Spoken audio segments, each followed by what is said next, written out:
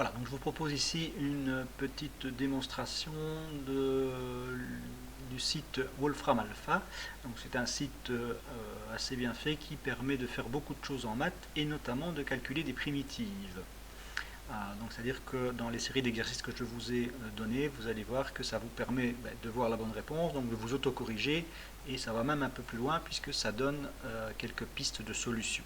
Alors, comment faire? Donc vous allez rechercher sur Google, ou je vais vous mettre dans les liens sur Smart School le lien vers cette page ici, et donc dans le champ texte, vous allez dire que vous voulez faire des primitives, donc ici des intégrales, integrate.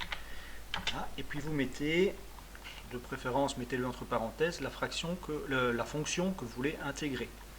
Moi, je veux intégrer, par exemple, x au carré. Alors, les exposants, c'est les petits chapeaux. D'accord.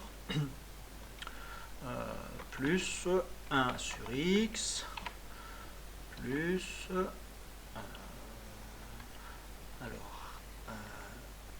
la racine carrée, ça doit être sqrt de x. Je ferme ma parenthèse et j'ajoute le fameux dx. Donc le mot integrate remplace simplement le symbole d'intégrale. Alors je fais enter. Alors il est occupé de faire un petit peu la petite démarche. Voilà.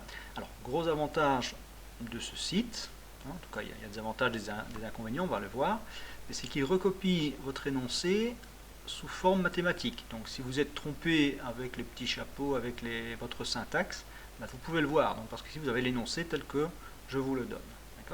Et donc il vous donne la solution. Donc, voilà. Alors vous voyez deux petites remarques dans l'exemple que j'ai pris. Il n'a pas forcément, l'ordre n'est pas forcément celui auquel on pourrait s'attendre. Donc il y a le x carré qui est devenu x cube sur 3, le 1 sur x, primitive de 1 sur x qui est devenu log x alors qu'il aurait dû être ln de x. Ben oui, il est indiqué ici que le site n'utilise pas ln de x, mais écrit log x à la place. D'accord. Donc quand vous voyez log x, c'est ln. Et enfin, racine de x, il est passé par les exposants fractionnaires et vous donne la réponse qui est là. Donc, malheureusement, ça vous pouvez normalement comme savoir le faire, que x exposant 3 demi, vous devez savoir que c'est la racine carrée de x au cube. D'accord. Donc vous écrivez simplement integrate, vous mettez entre parenthèses votre fonction dx et vous avez la réponse. Alors, ce qui est un peu bien, c'est que si vous êtes un peu coincé, quand vous calculez une intégrale, vous avez ici un bouton qui vous permet de voir la solution étape par étape. Voilà. Et vous voyez que, en partant de là, qu'est-ce qu'il a fait? La première chose, il a vu que c'était la primitive d'une somme, donc il a fait la somme des primitives. D'accord. Puis bon, il a calculé ses primitives, et puis pour en avoir un peu plus, il faut payer. Donc là, revenez plutôt vers le forum, me poser la question, c'est gratuit. Donc voilà, ça vous permet quand même d'avoir les premières étapes et de voir un peu comment on peut partir avec d'une primitive compliquée. On a déjà 3 primitives un peu plus simples. Donc voilà. Je vais vous en remontrer un deuxième exemple. Donc je cache les solutions. Voilà. Donc je lui demande de faire l'intégrale. Alors je vais essayer sinus x. Voilà, dx.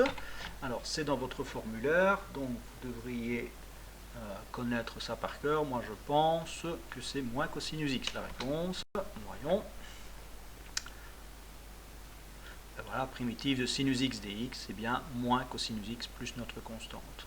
Donc vous pouvez comme ça vraiment passer en revue déjà la plupart des exercices, voir si vos réponses sont correctes, voir un petit peu éventuellement avec les étapes par étape, les démarches que vous pourriez faire pour débuter l'exercice.